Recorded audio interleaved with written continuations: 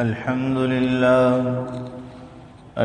لله نحمده ونستعينه ونستغفره ونؤمن به ونتوكل عليه ونعوذ بالله من شرور أنفسنا ومن سيئات أعمالنا من يهد الله فلا مضل له ومن يضلل فلا هادي له ونشهد أن لا إله إلا الله وحده لا شريك له ونشهد أن سيدنا وسندنا ومولانا محمدا عبده ورسوله أما بعد فأعوذ بالله من الشيطان الرجيم بسم الله الرحمن الرحيم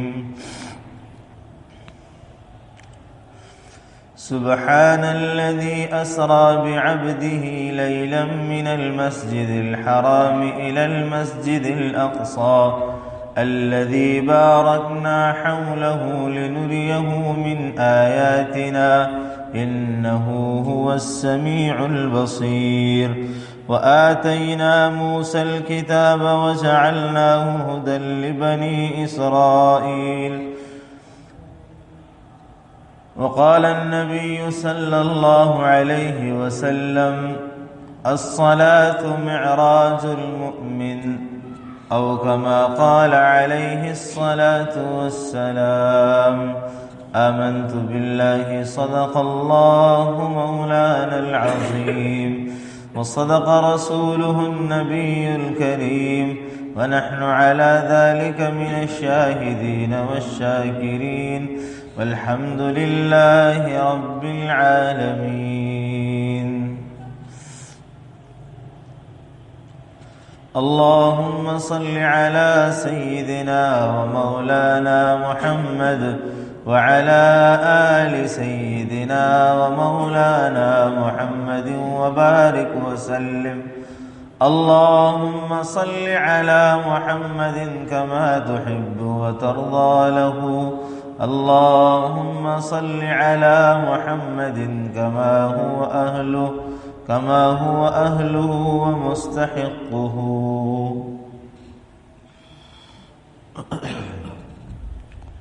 واجب الاحترام قابل صد تکریم نمازی احباب،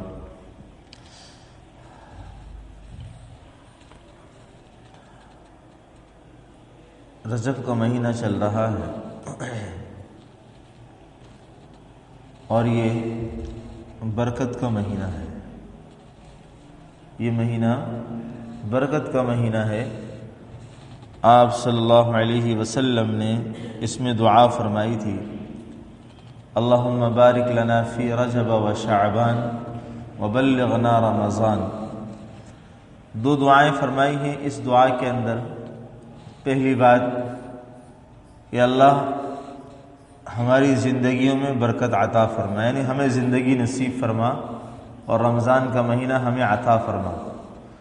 دوسرا بارک لنا فی رجب و شعبان، ہمارے رجب اور شعبان کے مہینے میں برکت دے۔ تو دو دعائیں ہیں اور دونوں میں اس بات کا استحضار کیا گیا کہ رمضان تک کی زندگی مانگی تاکہ رمضان کی عبادات کر سکے، اور رمضان کے سے پہلے رجب اور شعبان کے مہینے میں برکت مانگی، زندگی بھی مانگی اور برکت بھی مانگی۔ تو ہمیں بھی اگرچہ ہم بھولے ہوئے ہیں ہمیں یاد رکھنا چاہیے، اور آنے والا مبارک مہینہ رمضان المبارک کا اس کے لیے کچھ تیاری بھی کرنا چاہیے۔ رجب کا مہینہ تقریباً اختتام پذیر ہے،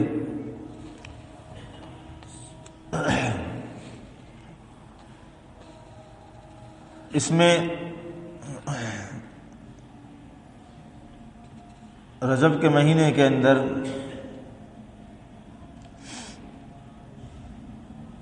ہمارے دیار میں ہندوستان، پاکستان اور کچھ دیگر ممالک میں 27 رجب کو شب معراج منائی جاتی ہے۔ مفتی شفیع صاحب نور اللہ مرقدہ نے اس بات کی صراحت فرمائی ہے کہ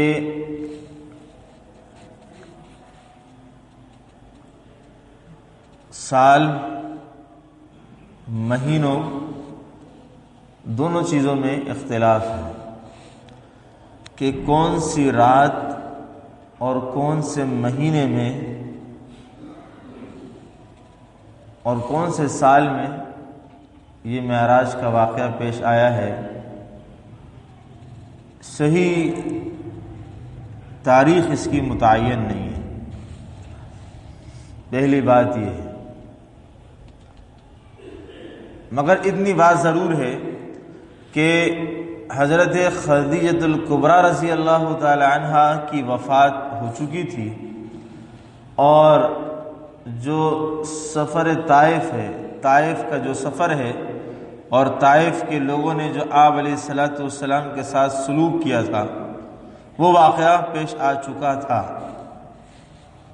ان دونوں واقعات کے بعد یعنی سن 10 نبوی میں جب آپ علیہ الصلوۃ والسلام کی زوجہ مطہرہ کا انتقال ہوا، اس کے بعد معراج ہوئی، اور مہینے سے متعلق فرماتے ہیں 5 اقوال ہیں: ربیع الاول، ربیع الثانی، رجب، رمضان اور شوال۔ ان 5 مہینوں میں سے کسی مہینے میں معراج ہوئی ہے،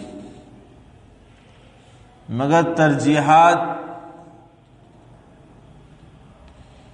رجب کے مہینے کو حاصل ہیں، مگر تاریخ متعین نہیں ہے۔ پھر بھی مگر ہمارے لوگوں نے کچھ وجوہ ترجیحات نکال کر کے 27 رجب کی رات کو شب معراج منانا شروع کر دی ہے۔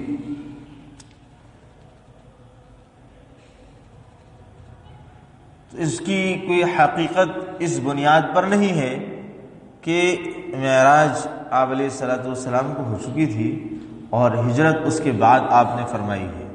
ہجرت کے 10 سالہ زندگی میں صحابہ آپ کے ساتھ موجود رہے، آپ نے کبھی بھی معراج کی شب یا اس کی تاریخ یا اس کے دن کو تعین فرما کر کے صحابہ اکرام کو نہ تعلیم دی، نہ ترغیب دی، نہ اہمیت دلائی کہ بھئی یہ رات ایسی عظمت والی ہے، اس میں عبادت ہے، اس میں اس کا روزہ ہے۔ ایسی کوئی چیز ہمیں اللہ کے رسول نے تعلیم نہیں دی، کیونکہ اس کا تعلق، اس واقعے کا تعلق حضور علیہ الصلوۃ والسلام کی ذات اقدس کے ساتھ ہے۔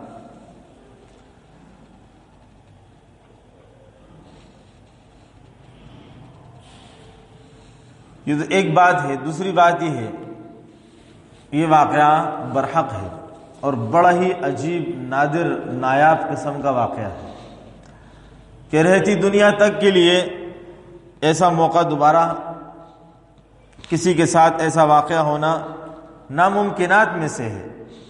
بہت بڑا واقعہ ہے اور بہت بڑی بات ہے، کوئی چھوٹی بات نہیں۔ ایسا واقعہ جو دنیا کے اندر ظہور پذیر ہوا، بہت ہی اہمیت رکھتا ہے۔ اب علیہ الصلوۃ والسلام فرماتے ہیں، آیت مبارکہ میں نے بڑی، سبحان الذی، پاک ہے وہ ذات، اسرا بعبدہ، جو لے چلا اپنے بندے کو،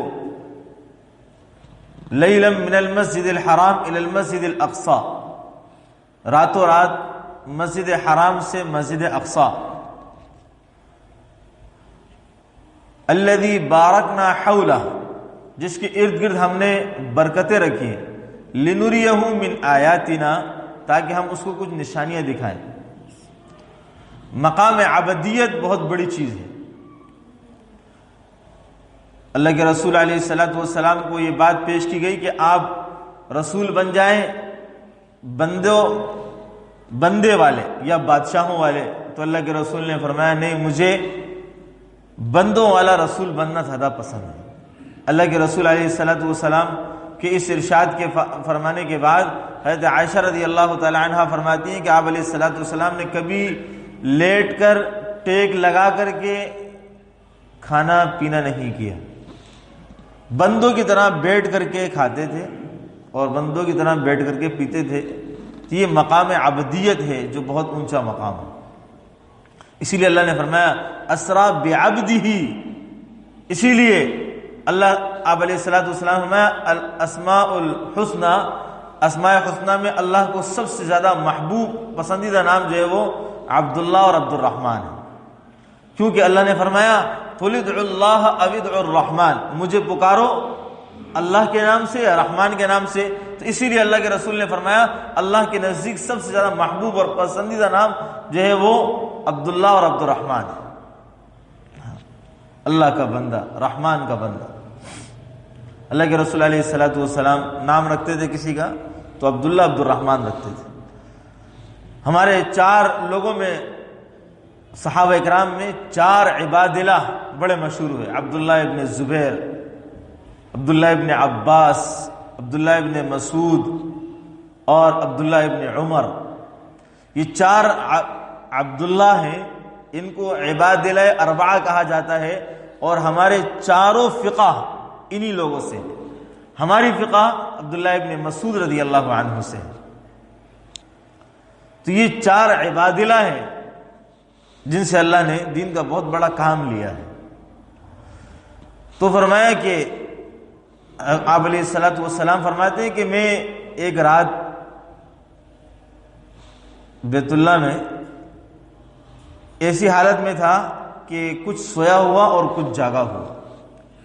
3 لوگ میرے پاس آئے، ان کے پاس سونے کا تشت تھا اور مجھے آ کر کے اٹھایا، سینہ چاک کیا، دل کو نکالا، زمزم سے دھویا اور اس کے اندر ایمان اور حکمت بھرے ہوئے تھے، اور ایمان اور حکمت اس تشت سے نکال کر کے میرے سینے میں اور قلب میں منتقل کیے، اور سینے کو پھر سی دیا، اور پھر مجھے ایک سواری پر بٹھایا گیا جو گدھے سے بڑا اور خچر سے چھوٹا تھا، جسے براق کہا جاتا ہے، اور فرمایا اس کی نگاہ جہاں پڑتی تھی اس کا قدم وہاں پڑتا تھا، اس کی تیز رفتاری اس قدر تھی۔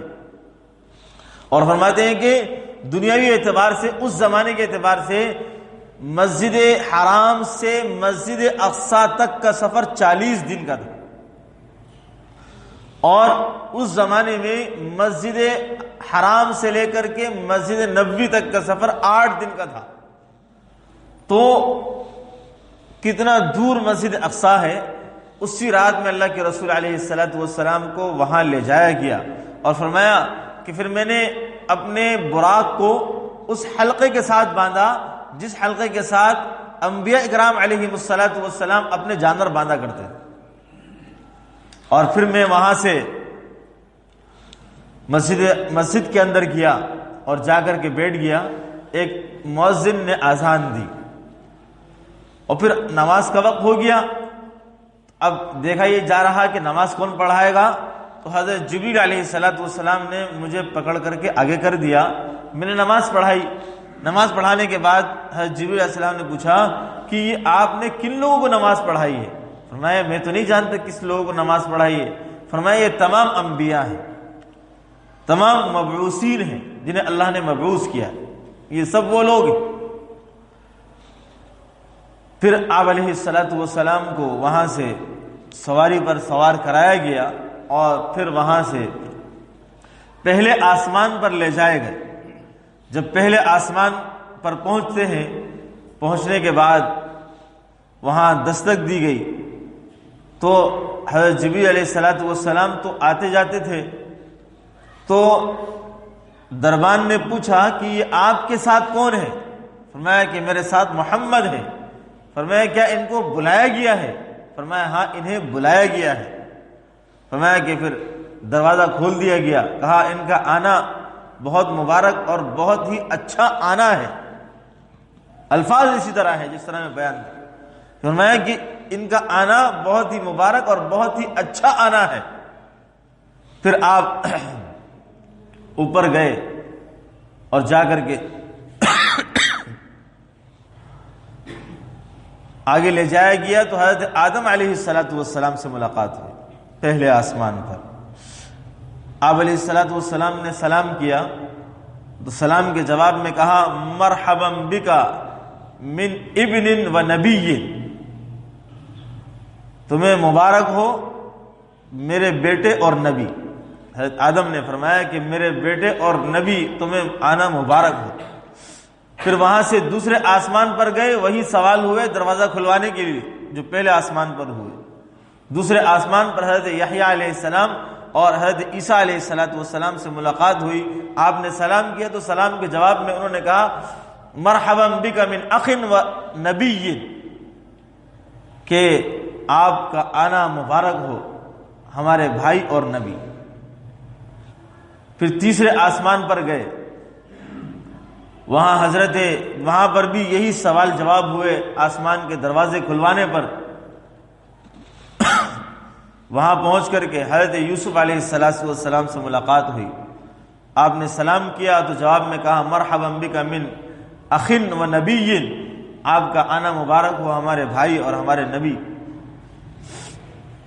پھر اسی طریقے سے چوتھے آسمان پر گئے۔ چوتھے آسمان پر حضرت ادریس علیہ السلام سے ملاقات ہوئی، تو وہیں پر یہ سوال جواب، اور پھر انہوں نے بھی یہ کہا مرحبا بک من اخ و نبی۔ پھر پانچویں آسمان پر حضرت ہارون علیہ السلام سے ملاقات ہوئی، انہوں نے بھی یہ کہا مرحبا بک من اخ و نبی۔ پھر چھٹے آسمان پر پہنچتے ہیں تو حضرت موسیٰ علیہ السلام سے ملاقات ہوئی، تو حضرت موسیٰ علیہ السلام سے بھی یہی سوال جواب سلام ہوا، تو فرمایا کہ مرحبا بک من اخ و نبی۔ جب آگے جانے لگے تو حضرت موسیٰ علیہ السلام رونے لگے۔ حضرت جبرائیل علیہ السلام نے پلٹ کے پوچھا کہ آپ کیوں روتے ہیں؟ فرمایا ایک لڑکا ہے جو ہمارے بعد مبعوث ہوا ہے، اور اس کے لوگ جنت میں ہمارے لوگوں سے پہلے جنت میں داخل ہوں گے، اور اس کے داخل ہونے والے ہماروں سے افضل ہوں گے۔ پھر آگے چلے گئے، ساتویں آسمان پر پہنچے تو حضرت ابراہیم علیہ السلام سے ملاقات ہوئی۔ آپ نے سلام کیا تو جواب میں مرحبا بک من ابن و نبی، یہی جواب حضرت آدم نے دیا تھا اور یہی جواب حضرت ابراہیم علیہ السلام نے دیا، مرحبا بک من ابن و نبی، کہ تمہارا آنا مبارک ہو میرے بیٹے اور نبی، کیونکہ آپ حضرت آدم اور حضرت ابراہیم علیہ السلام کے بیٹے، تو دونوں نے من ابن و نبی کہا۔ فرماتے ہیں کہ پھر مجھے آگے لے جایا گیا تو فرماتے ہیں کہ سدرۃ المنتہا پہنچایا گیا، تو وہاں پر ایک جگہ ہے ہجر دنیا میں، وہاں پر بڑے بڑے مٹکے بنتے ہیں، تو فرماتے ہیں کہ وہاں کے درخت بیر کا درخت تھا جس کے بیر ہجر کے مٹکوں کے برابر تھے، اور اس درخت کے پتے ہاتھی کے کان کے برابر تھے۔ اور فرمایا کہ پھر اس سے آگے لے گئے تو ممبر ہی ممبر تھے جو یاقوت اور زمرد کے بنے ہوئے تھے، ان کی مٹی مشک کی تھی، خوشبو ہی خوشبو لہر رہی تھی۔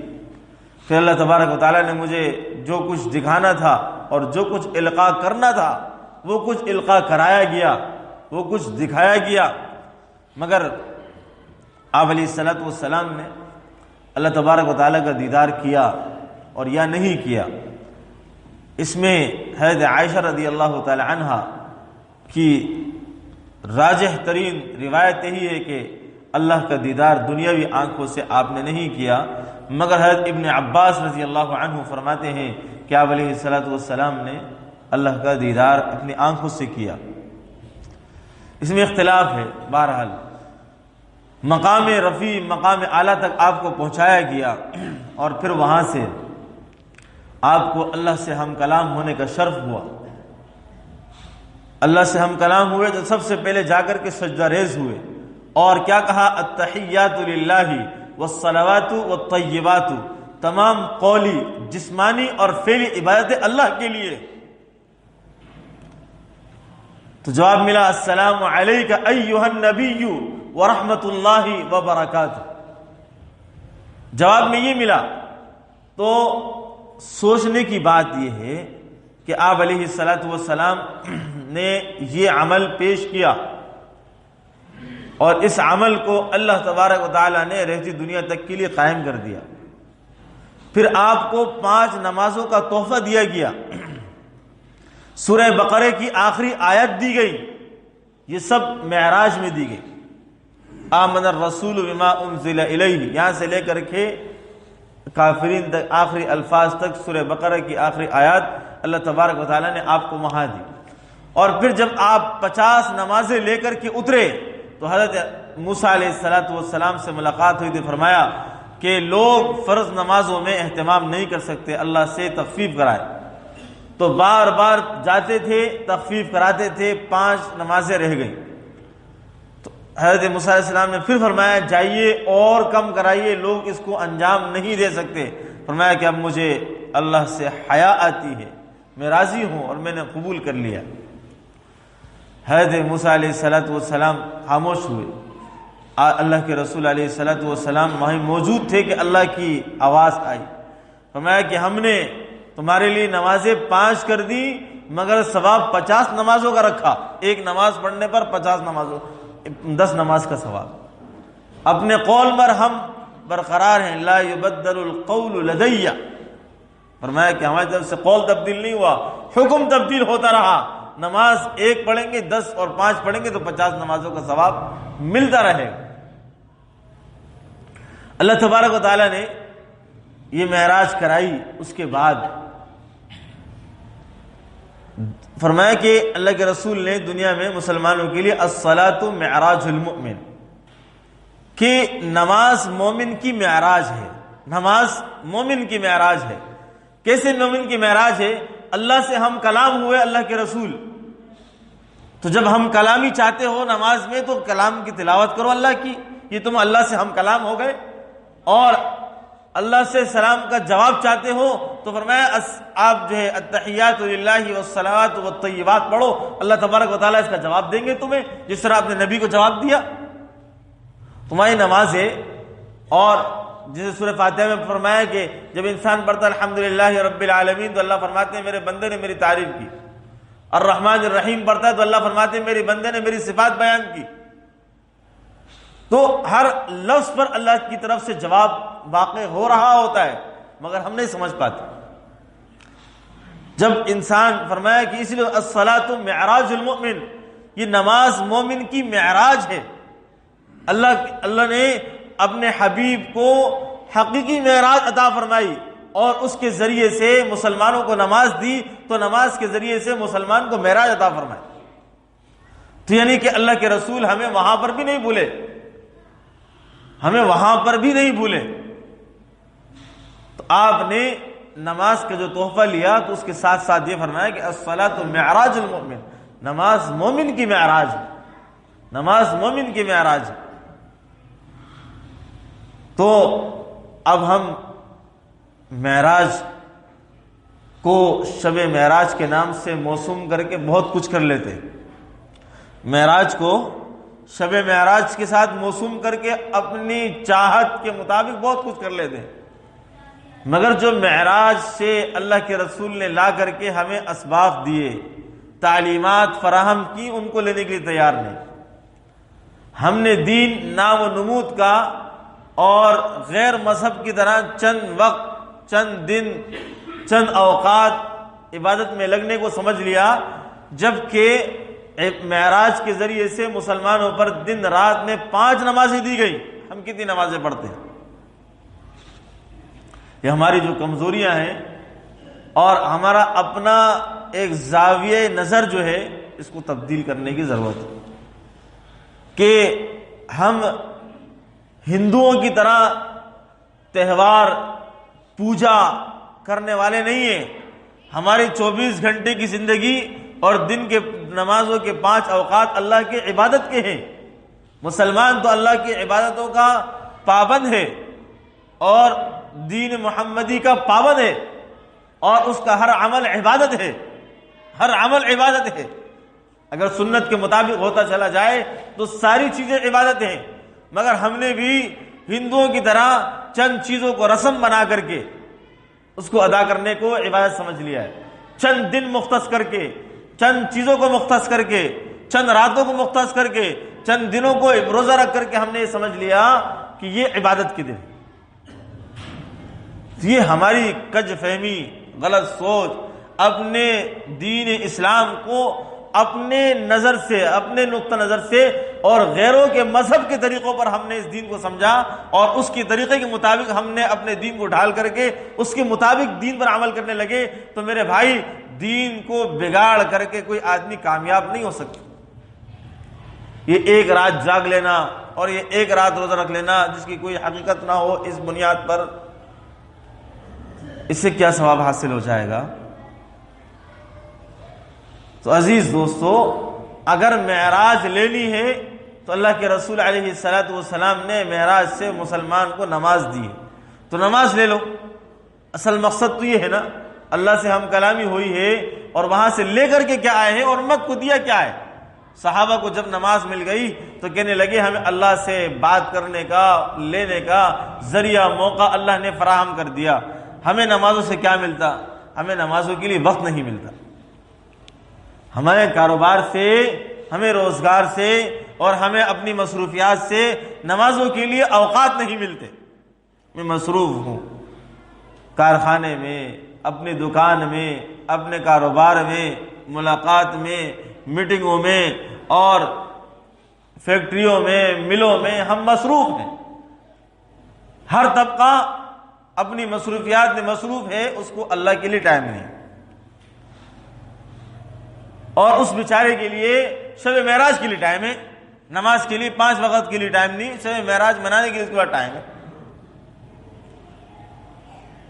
اصل جو دین ہے، اصل جو فریضہ ہے، اس کو چھوڑ کر کے جو چیز اہمیت کی حامل ہی نہیں ہے اس کو اہمیت دے کر کے بنانے میں لگے ہوئے، یہ گمراہی ہے، یہ گمراہی ہے، اور ہر گمراہی جہنم میں لے جانے والی۔ اللہ ہمیں اس کی سمجھ نصیب فرمائے اور صحیح دین پر عمل کی توفیق نصیب فرمائے۔ وآخر دعوانا الحمدللہ رب العالمین۔